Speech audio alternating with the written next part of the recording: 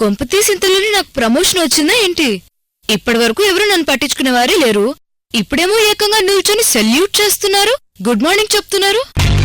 వెళ్తాను కానీ సార్, ఒక్కసారి మీ ఫేస్ టర్నింగ్ ఇచ్చుకుంటారా? ఎందుకు? ఏం లేదు, మిమ్మల్ని చూసే అదృష్టం నాకు కలుగుతుందని.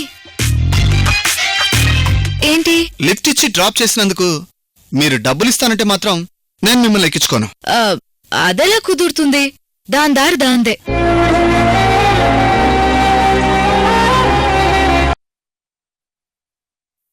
నిన్ను చూపించని డాక్టర్ లేడు, చేయించని వైద్యం లేదు. నువ్వెప్పుడు మామూలు మనిషివి అవుతావమ్మా.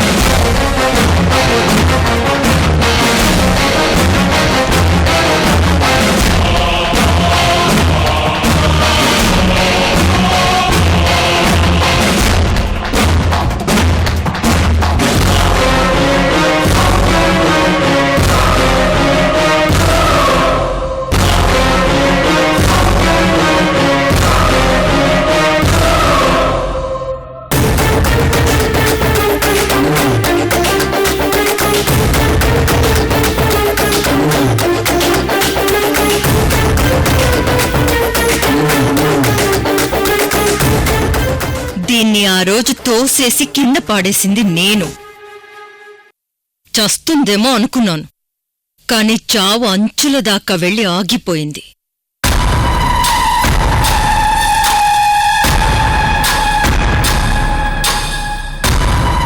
వీల్ చైర్కే అంకితమైపోయింది. ఆ రోజు నువ్వు ఇంకొంచెం ఫోర్స్ పెట్టి ప్రయత్నించాల్సింది. ఈ రోజులా వీల్ చైర్తో పని లేకుండా పోయేది.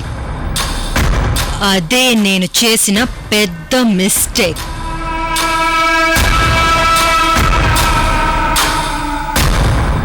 ఒక్కటి గుర్తుపెట్టుకో, ఈవిడ మామూలు మనిషి అయితే మాత్రం నీ పని అవుట్. డాక్టర్స్ చెప్పేశారుగా ఈవిడ గారు మామూలు మనిషి కాదని. ఇలాగే వీల్చైర్లోనే ఉంటుందని, అలాగే వీల్చైర్లోనే అంతమవుతుందని.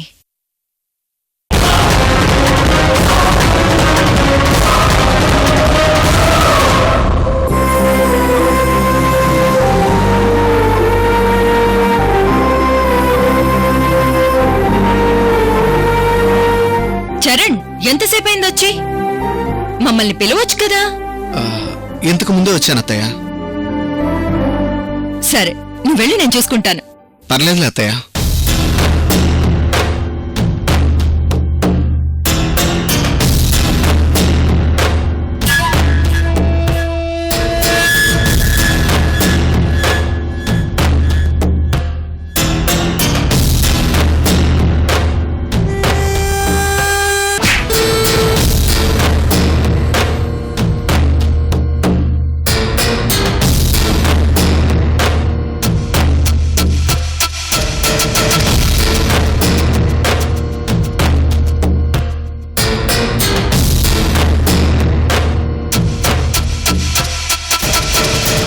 తప్పుకో చరణ్, నేను చూసుకుంటా కదా.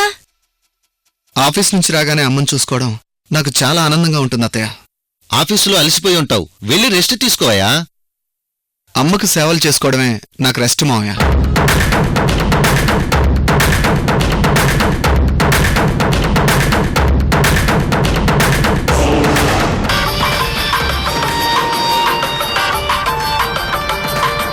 ఒక్క నిమిషం. Hello doctor.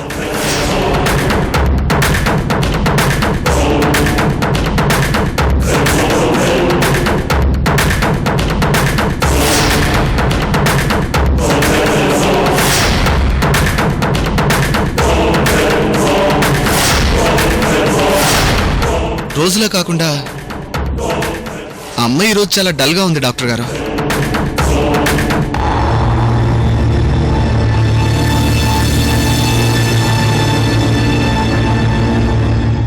వదినా, నాకీ ఇంట్లో స్థానం లేకుండా చేద్దామనుకున్నావు. నన్ను నా ముగ్గురిని ఇంట్లోంచి పంపించేయాలనుకున్నావు. కాని చివరికి ఏం జరిగింది?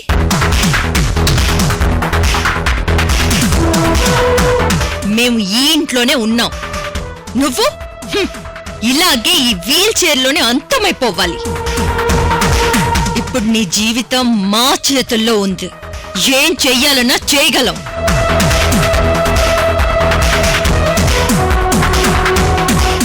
అసలు నిన్ను ఈ స్థాయి వరకు తీసుకురావడమే గ్రేట్. నువ్విలాగే మాట మంతే లేకుండా ఉండి నరకాన్ని అనుభవిస్తూ ఉంటే అబ్బబ్బబ్బబ్బబ్బా, నాకెంత సంతోషాన్నిస్తుందో.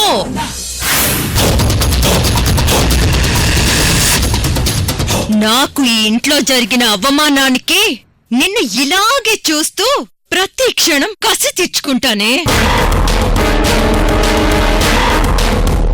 నువ్వు ఎప్పటికీ ఇలాగే ఉండాలి. ఎప్పటికైనా ఇలాగే పోవాలి. ఓకే డాక్టర్, రేపు మీరు వస్తానంటున్నారు కాబట్టి నేను ఇంట్లోనే ఉంటాను.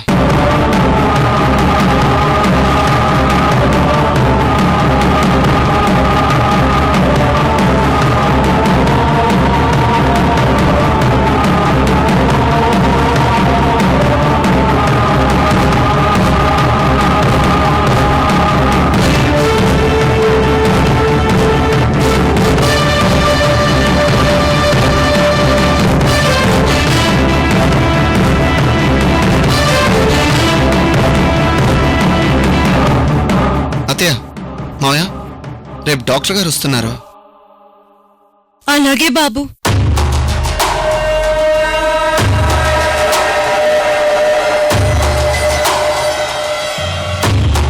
మా వదిన తిరిగి మామూలు మనిషి ఎప్పుడవుతుందో, ఈ ఇంట్లో కలివిడిగా ఎప్పుడు నడుస్తుందో. బాధపడకు సుందరా, ఆ రోజు తప్పకుండా వస్తుంది. సరే అత్తయ్య, ఉదయం నుంచి అమ్మకు సేవలు చేస్తూనే ఉన్నారు. మీరెళ్ళి రెస్ట్ తీసుకోండి. అమ్మ నేను చూసుకుంటాను. జాగ్రత్త నాన్న, జాగ్రత్త. వదినా, నువ్వు కూడా జాగ్రత్త.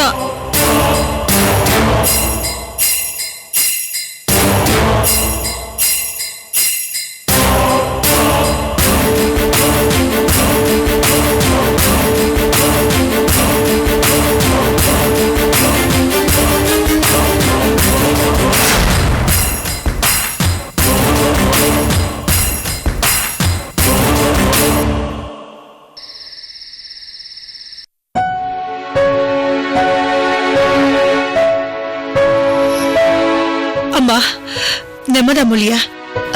ఓర్చుకోమ్మా. అమ్మా అమూల్య, సాయంత్రం వరకు ఆఫీసులో పనిచేసి వచ్చావు. ఇప్పుడేమో నాకు సేవలు చేస్తున్నావు.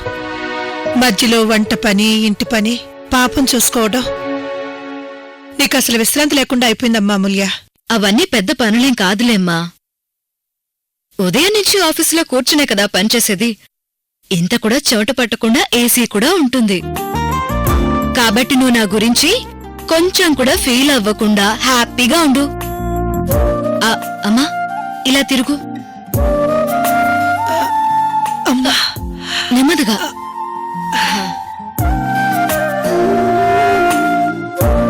అమ్మా, నెమ్మదిగా లేచి కూర్చోగలవా?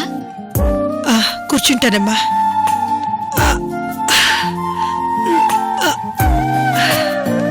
అబ్బా, నెమ్మదిగా.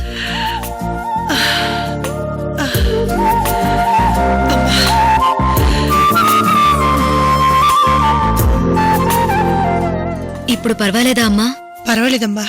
సరే, మనిద్దరికి మంచి కాఫీ చేసి తీసుకొస్తానుండు.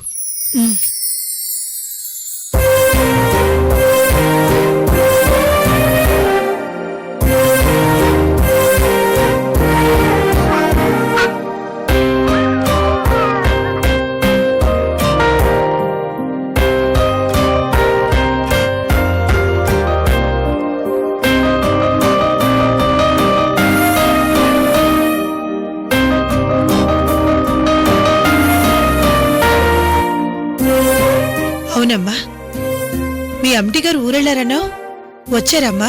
వచ్చేసారమ్మా, కాని నేనింకా ఆయన చూడలేదు. చూడకపోవడం ఏంటమ్మా? ఒకటే ఆఫీస్ కదా. అదేనమ్మా వింత. మార్నింగ్ నేను ఆఫీస్ లోపలికి వెళ్తున్నానా, నా వెనకాలే ఆయన కూడా వచ్చారంట. కాని నేను మాత్రం వెనక్కి తిరిగి ఆయన చూడలేదు. పోనీ ఆయన్ని పరిచయం చేసుకుందాని లోపలికి వెళ్దాం అనుకుంటే అదేమో కుదరదంట. ఆయన పిలిచినప్పుడే వెళ్లాలని, అసలు వెళ్లకూడదని బయట పెద్ద పెద్ద కండిషన్స్. పోనీలమ్మా, ఎలాగూ ఒకటే ఆఫీస్ కదా. ఇవాళ కాకపోతే రేపు చూడొచ్చులే. కరెక్టేనమ్మా, రేపెలాగైనా చూస్తాననుకో. చూడ్డమే కాదు, 2-3 సలహాలు కూడా ఇస్తాను. సలహాలా? ఏంటమ్మా అవి? మా ఆఫీస్ ఇంకా వెనకటి కాలంలాగే ఉందమ్మా, ఇంకా అప్డేట్ కాలేదు. మా ఎండీ గారు వచ్చే టైంలో ఆఫీస్ స్టాఫ్ అంతా లేచి నుంచుని తాళుంచుకునే నిలబడతారు. ఆయన గారు లోపలికెళ్లే వరకు అలాగే ఉంటారు. ఆయన మీద గౌరవం ఉండొచ్చు, కాదనటం లేదు. కాని మరి అంతలానా? ఇలా పని ఆపేసుకుని మరీ లేచి నిలబడ్డాలు, నమస్కారాలు పెట్టడాలు, ఇవన్నీ టైం వేస్ట్ కదమ్మా. అవన్నీ మనకెందుకులేమ్మా, మనం కూడా నలుగురితో పాటు నారాయణ అంటే సరిపోతుంది కదా. అవుననుకో, కాని నాకెక్కడైనా ఇది తప్పు అనిపిస్తే అడగకుండా ఉండలేను కదమ్మా. మరేం పర్లేదులే, ఆయన ఏమన్నా అనుకుంటే అనుకోనివ్వు. నేనైతే అడగాల్సినవి అడిగేస్తాను, చెప్పాల్సినవి చెప్పేస్తా.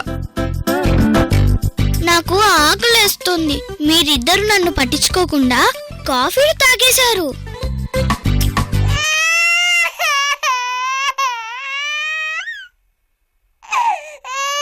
అయ్యయ్యో, పాప ఏడుస్తుంది. నేను దాని సంగతే మర్చిపోయాను.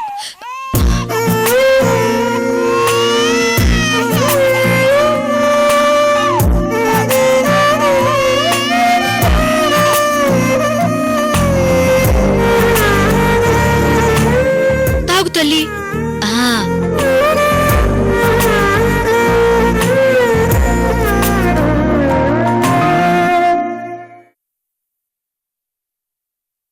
ఇదేంటమ్మా, ఈ ఫైల్ పైన చరణ్ సార్ సైన్ లేదేంటి? ఈ ఫైల్ అర్జెంటుగా వైజాగ్ పంపించాలి. నేను ఆల్రెడీ చెప్పాను, మీరు వినిపించుకోలేదు. ఆయన కూడా సైన్ చేయలేదు. ఇప్పుడేం చేయాలో మీరే ఆలోచించండి. ఆలోచించాల్సింది నువ్వు, మేం కాదు. ఇది నీ ఫైల్ కాబట్టి దీనికి సంబంధించిన రెస్పాన్సిబిలిటీస్ అన్నీ నీవే. అది కాదు సార్. ఏది కాదు? నువ్వేం చేస్తావో నాకు తెలియదు. లంచ్ టైం లోపు ఈ ఫైల్ పంపించేయాలి. ఈ ఫైల్ రికార్డ్ చేసింది నువ్వే కాబట్టి సైన్ కూడా నువ్వే తీసుకోవాలి. అదేంటండి, మీరప్పుడు ఫైల్ మీద సైన్ చేయించకుండా ఆపించేసి ఇప్పటికిప్పుడు పీకల మీద కూర్చున్నట్టు ఫైల్ మీద సంతకం కావాలంటే ఎలా? ఈ ఫైల్ మీద సైన్ చేయించడం చేయించకపోవడం అదంతా నీ ప్రాబ్లం. నువ్వే వెళ్ళి సైన్ తీసుకోవాలి, ప్రాబ్లం సాల్వ్ చేసుకోవాలి. సరే సంతకమేగా, తీసుకుంటాను.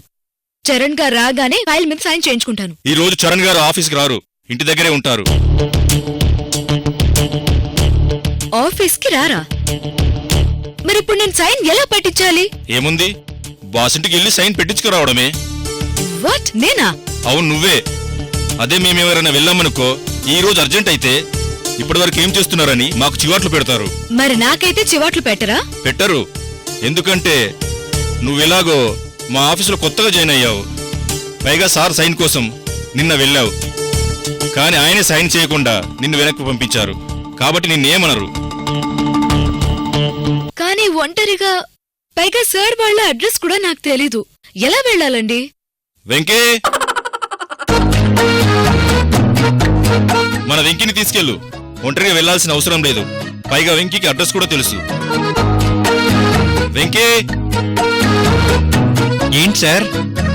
చెప్పండి సార్. ఏమీ లేదు, అమూల్యని చరణ్ సార్ వాళ్ళ ఇంటికి తీసుకెళ్ళి ఈ ఫైల్ మీద సైన్ చేయించుకురా. అలాగే సార్, అలాగే.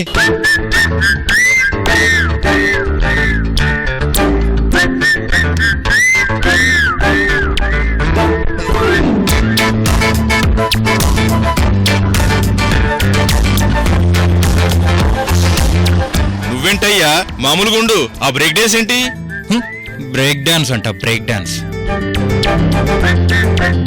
పదండి మేడం. ఒక్క నిమిషం.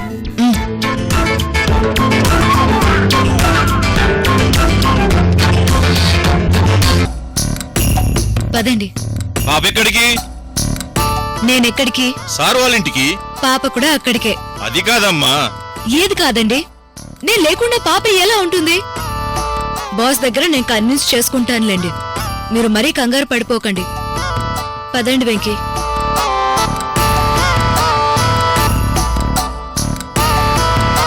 పాపను ఆఫీస్కి తీసుకురావడమే కాకుండా డైరెక్ట్గా బాస్ ఇంటికి తీసుకువెళ్తానంటూ వెళ్ళింది. ఈవిడేంటో, ఈవిడ ధైర్యం ఏంటో, అసలు అక్కడ ఏం జరుగుతుందో ఏంటో. నాకు తెలిసి ఈవిడ సీటు ఖాళీగా అవడం ఖాయం.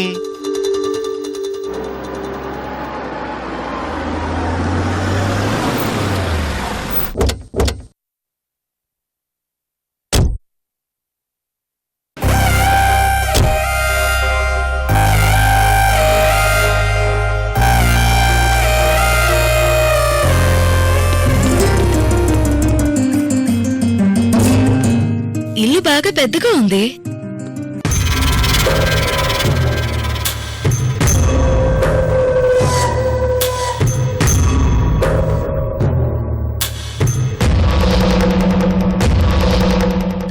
సరే లోపలికి పదండి.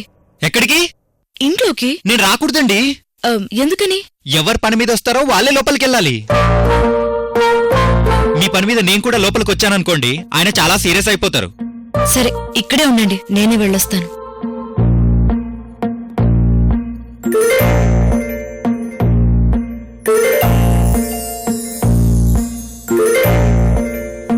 పాపని నాతో తీసుకెళ్ళడం అంత బాగోదేమో. ఎంతసేపు? నిమిషం కూడా పట్టదు సైన్ చేయడానికి. వెనక్కి తిరిగి చూస్తది, నన్ను చూస్తది, తప్పకుండా చూస్తుంది.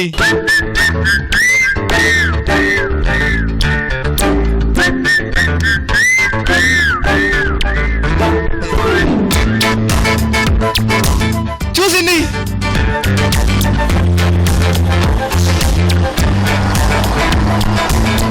వెంకీ,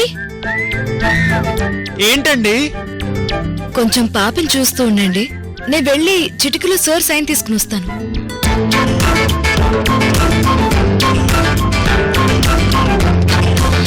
అలాగేనండి.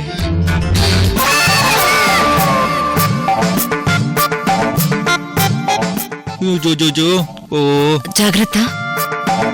అలాగేనండి.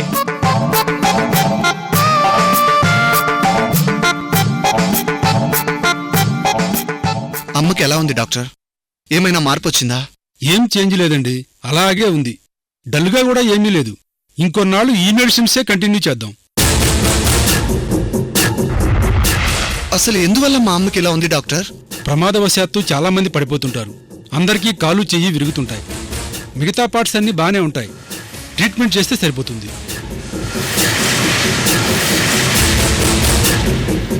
అంత అందమైన ఆవిడికి ఇంత అందమైన కూతురు.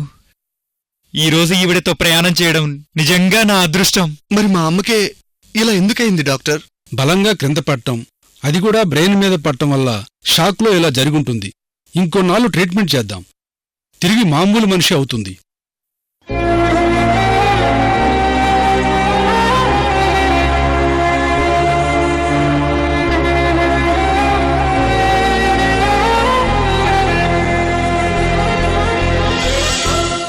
ఇంకా నేను బయలుదేరుతాను. Okay doctor, thank you. It's my duty.